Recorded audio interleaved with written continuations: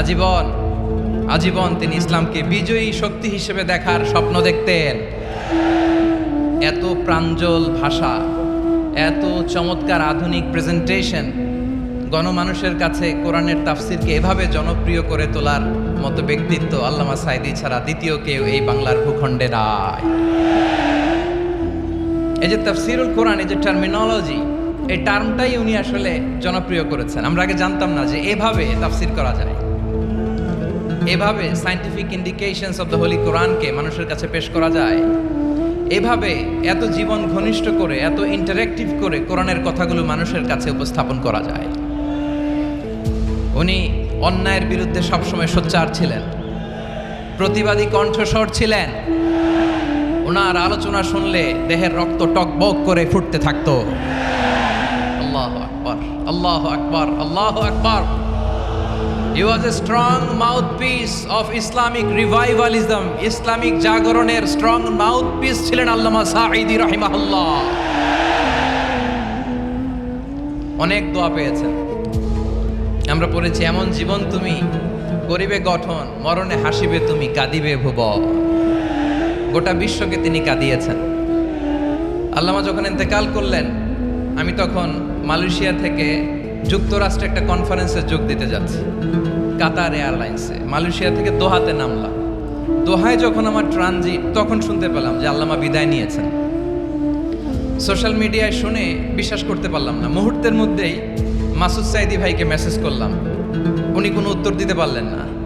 মাসুদ ভাইয়ের সাথে যখন কোলাকুলি করি, আমাদের শামীম ভাইয়ের সাথে যখন কোলাকুলি করি, মনে হচ্ছে আল্লামা সাঈদীর ঘ্রাণ পাই। শরীরটা লিটারালি কাঁপছিল, নিজেকে মানাতে পারছিলাম না, বিশ্বাস করতে পারছিলাম যে আসলে আল্লামা বিদায় নিয়েছেন। ইন দ্য মিন টাইম আমার সেকেন্ড ফ্লাইট, দোহা টু নিউ ইয়র্ক, 12 ঘন্টার ফ্লাইটে উঠলাম। ইন্টারনেট থেকে বিচ্ছিন্ন হলাম। নামার পরে শুনলাম আল্লাহু আকবার, যেখানে ওনাকে কবরস্থ করার কথা ছিল সেখানেও কবর দিতে দেয়া হয় নাই। ছবিগুলো দেখতে লাগলাম, হাসিমাখা মুখ, হাসিমাখা নিথর দেহটা, মরণে হাসিবে তুমি, কাঁদিবে ভুবন। From east to west, from north to south, the entire globe, গোটা বিশ্ব ওনার জন্য কেঁদেছে, গোটা বিশ্ব কেঁদেছে। কাবার গিলাফ ধরে ধরে মানুষ চিৎকার করেছে। এর চেয়ে শ্রেষ্ঠ মৃত্যুকার হতে পারে? আমাদের আল্লামার আর কি পাওয়ার ছিল বলেন? আর কি পাওয়ার ছিল? কুল্লু নাফসিন যায়িকাতুল মাউত, যারাই দুনিয়াতে আসবে তারা ইন্তেকাল করবে, এটা আমরা মেনে নেই, এটা আমরা জানি।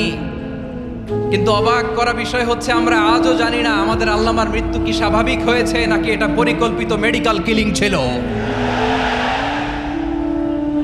এটা যে পরিকল্পিত মেডিকেল কিলিং ছিল, এটা ধারণা করার পেছনে অনেক কারণ আছে।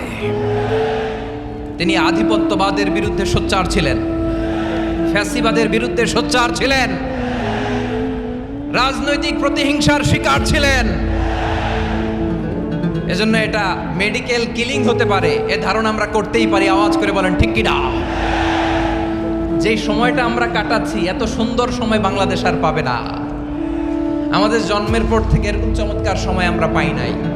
এটাই আসল সময়।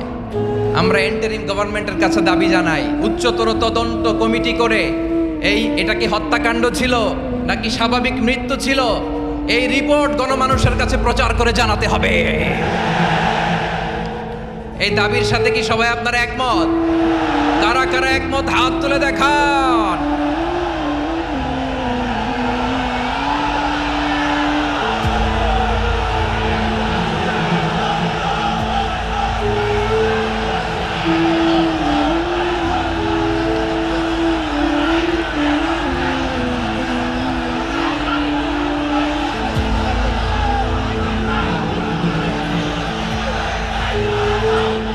আমার প্রিয় ভাইয়েরা, প্রিয় চট্টলাবাসী, আল্লাহ তাআলা তার এই মুখলেস গোলামকে তার জান্নাতুল ফেরদাউসের মেহমান হিসেবে কবুল করুক, তার জীবনের সকল খেদমাগুলোকে কবুল করুক, জান্নাতুল ফেরদাউসের আলা মাকামে তাকে মেহমান হিসেবে কবুল করুক। আল্লামা শহীদ দেলোয়ার হোসেন সাঈদী রাহিমাহুল্লাহ, উনি ছাড়াও এই ঐতিহাসিক ময়দানে কথা বলেছেন আল্লামা লুৎফুর রহমান রাহিমাহুল্লাহ। চলে গিয়েছেন আমাদেরকে ছেড়ে। তিনি বলতেন, ইনশাল্লাহ মিজান আবার আসবে।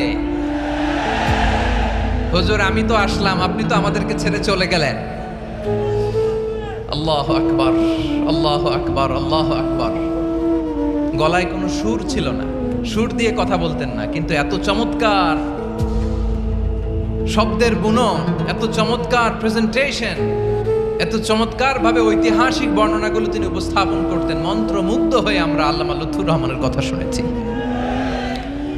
আমরা হযরতুল আল্লাহ লুৎফুর রহমান রাহিমাহুল্লাহর জন্য এই বিশাল ময়দান থেকে দোয়া করছি, আল্লাহ তাআলা তুমি তোমার এই খাদেমকে জান্নাতের মেহমান হিসেবে কবুল করে নাও।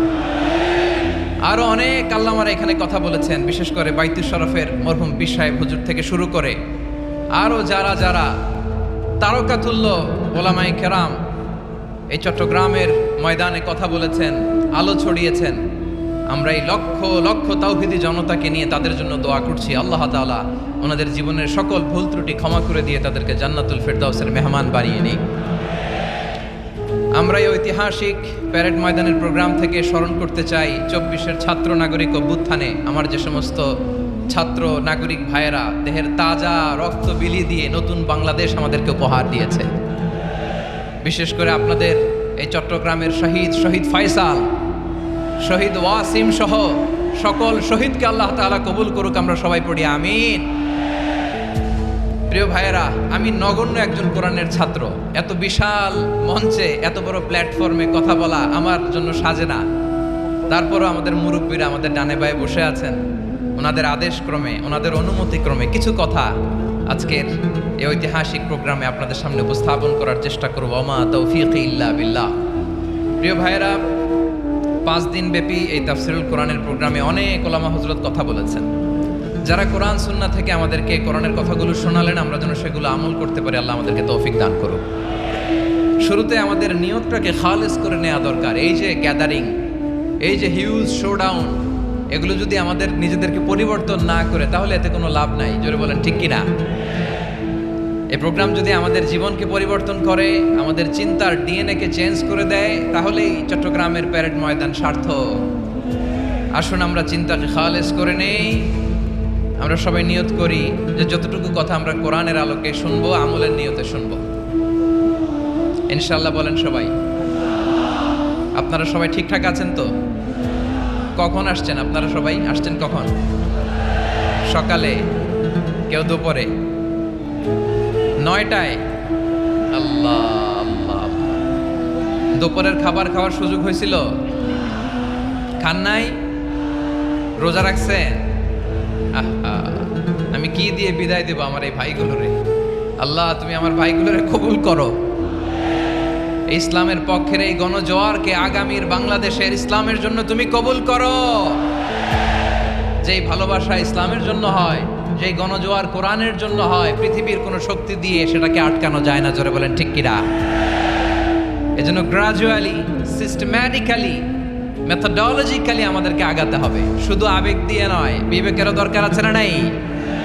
প্রিয় ভাইয়েরা, আসুন, আমাদের কথা অনেক বেশি, সময় অনেক কম। আমরা আর কাল বিলম্ব না করে মহাবিশ্বয় মহাগ্রন্থ আল কোরআন আল কারীম থেকে কিছু কথা শুনি। আমি যেই টপিকটা নিয়ে আজকের ঐতিহাসিক চট্টগ্রামের প্যারেড ময়দানের তাফসিরুল কোরআন প্রোগ্রামে আলোচনা করব, সেটা হচ্ছে সূরাতু আন-নাহলের 90 নম্বর আয়াত নিয়ে কিছু কথা আমরা উপস্থাপন করবার চেষ্টা করব ইনশাআল্লাহ।